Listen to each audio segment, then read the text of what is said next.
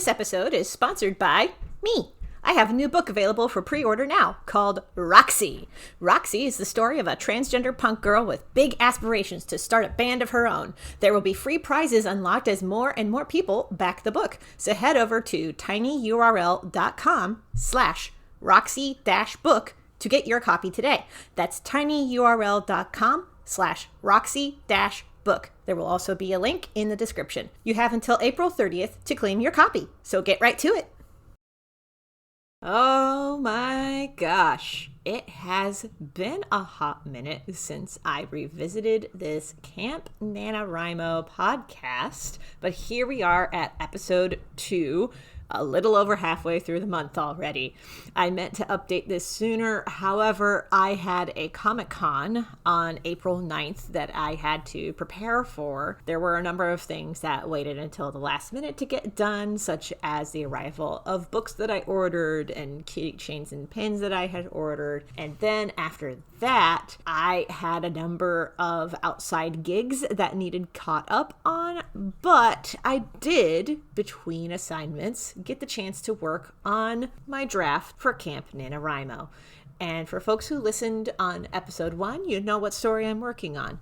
But for folks who are new to this, I'll let you know I'm working on a story called The Uthers, and that's The Others spelled Uthers, because that's the name of the alien race that is in this story. That's how they're referred to it by the humans. Anyway, now, the last time that I hosted this podcast, I talked about how I was going to be using this podcast format to talk about the story and some of the themes that I wanted to tackle. Today, I want to talk about more of the technique of what editing something like a comic project looks like.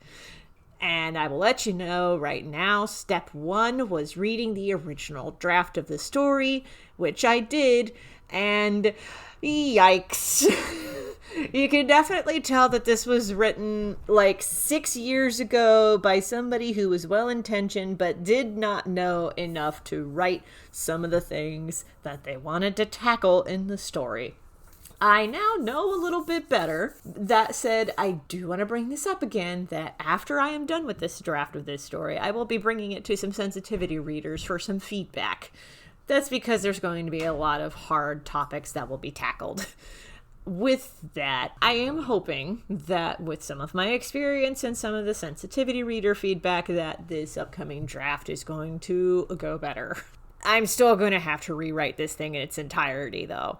There's going to be character interactions that need redone. For the most part, the character backstories are going to stay the same. It's just rewriting scenes, because when I read the original draft, the entire time I'm just thinking to myself, why was I in such a rush to write this thing? Seriously, because yeah, I understand that at the time that I wrote the story, I was also working on the script for The Legend of Jamie Roberts, and Jamie Roberts is probably the longest comic script that I have worked with. And there was a little part of me that was like, well, The Others needs to be shorter than this, but it doesn't need to be half the length. There's going to be a lot about The Others that is going to take longer than 12 chapters to tell. I can tell that just by looking at some of the things and ideas that I want to tackle. So, knowing that, revisiting this story is going to take a minute. That said, when I had read the original script was actually typed out in Word documents. So, for the second draft of the story, which is basically the total rewrite, I'm going to be drawing thumbnails. And if you're not familiar with how scripting works in comics, thumbnails are basically the sketched out rough versions of a comic page. So that's what I'm doing for the second draft of The Others. I'm going to be just drawing out pages kind of close to what I have in mind for the final project, but just drawing it out. And honestly, drawing it out has helped a lot with the pacing issues from the first draft. Turns out, whenever you draw even just stick figure versions of a comic script, it improves the comic. Who would have thought? I mean, I would have figured that out, because I've been doing this for a while. But working on the others and drawing out the thumbnails, a lot of the pacing issues are fixing themselves just by sketching it in the sketchbook that I have for it. Working on it has been just nice to revisit the thumbnailing process. I will fully admit it has been a number of months since I got to just sketch out a comic script. The last time that I did was November of last year, 2021, as of this recording. I had drawn thumbnails for the National Novel Writing Month project that I was working on.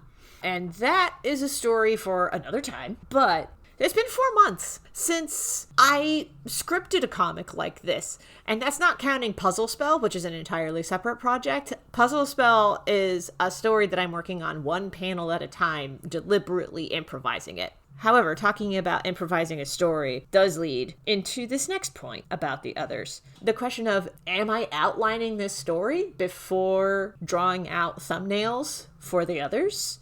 And the answer to that is kind of. I have a rough outline in my head for how I want particular beats in the narrative to hit. And by that, I mean, this story is going to be told from 3 different perspectives. I'm going to draw some inspiration from another short story that I'm working on for a comics anthology. Now, the story for the comics anthology that I'm working on works in 2 narratives. How I'm doing that is I'm having one narrative on one page and the other narrative on the next page so that the 2 narratives are side by side when you open up the comic book. Now, I'm not going to be doing anything like that with the others, but what I will be doing is I will be structuring it so that we see Gunther's point of view first, then Riley's, then Nautilus. And as a refresher, the characters in this story, Gunther is the detective who's half human, half other, who's investigating the story and trying to piece things together. Riley is the human autistic character who built a cyborg. She's the person that Gunther is trying to track down. Riley, however, is trying to track down the cyborg that she built. And the cyborg that she built is Nautilus. And Nautilus is being tracked down because he killed Riley's father. As we follow his story, we see why he does the things that he does. Aside from the fact that he is a cyborg and he has certain things programmed in his brain already, there's also some emotional factors that play into some of the decisions that he does. Now, a little nitpicky thing, but this is a minor detail, but I do want to shout this out there for anybody who might be interested. Nautilus's story incorporates a lot of sign language because he is mute. The cyborgs in this world are all mute. Nautilus does know sign language, though. And in the chapters where he's introduced in the narrative, he's actually escorting a deaf girl home from school. This did necessitate looking up particular signs for sign language. And that's when I came across a delightful resource that has been super duper helpful. The name of the website that has been super helpful in learning these different signs for sign language is called LifePrint. And that's at lifeprint.com. I'm going to take it at face value that these folks know what they are doing. But what it is you type a particular phrase in their search engine and it brings up suggestions, and you click one of those suggestions and it shows you a YouTube video for how to do the gesture. This has been super duper helpful with figuring out how certain phrases and ideas are going to be communicated in at least American Sign Language. Lifeprint.com is specific to American Sign Language, from what I can tell. At the bottom of the page, I will shout this out now, it has a whole bunch of resources at the bottom, which is just great. So shout out to lifeprint.com for making scripting this story that incorporates American Sign Language so much easier. If there are any other resources for American Sign Language that you would like to shout out, just drop me a line or a direct message on Instagram at Kelsey D. Crawford. That's KELCID Crawford. Or you can just let me know in the comments on YouTube where this is uploaded.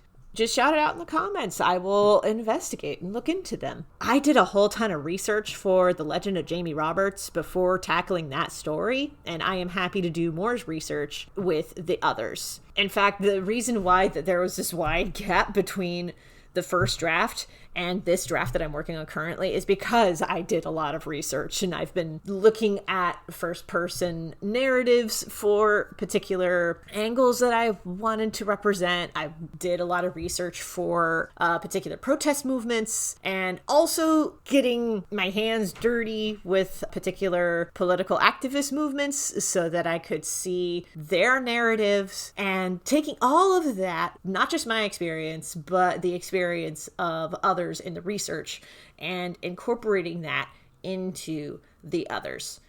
And I feel like it's because of that research, that's why the first draft is so cringe to me, because now I've done some research and I know a little bit better, and I can incorporate some of that research into this second draft and hopefully make it better. With that in mind, the research never stops for anybody who's new to writing and thinks that like step 1 is research, step 2 is actually writing it, and step 3 is just editing it. This is cyclical. You're always doing research, you're always writing and rewriting, but that's what makes the journey so much fun, honestly. Before I ramble off too much, I'm going to go ahead and wrap it up here. I try to keep these podcast episodes short, and this is already going to be a pain in the butt to edit. Hopefully the next update will happen a lot sooner. I can already anticipate that it's going to.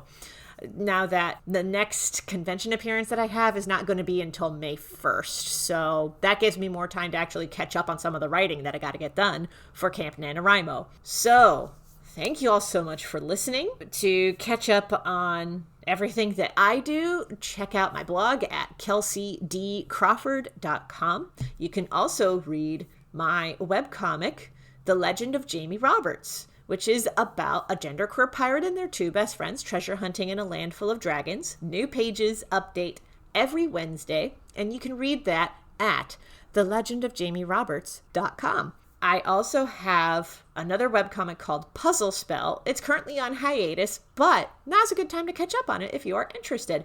Puzzle Spell is my Inktober webcomic that I started in Inktober last year, and I'm drawing it 1 panel at a time. It's the story of a cat witch who is trying to break the curse on her friend, a crow witch. And you can read that on my Ko-fi page in my gallery.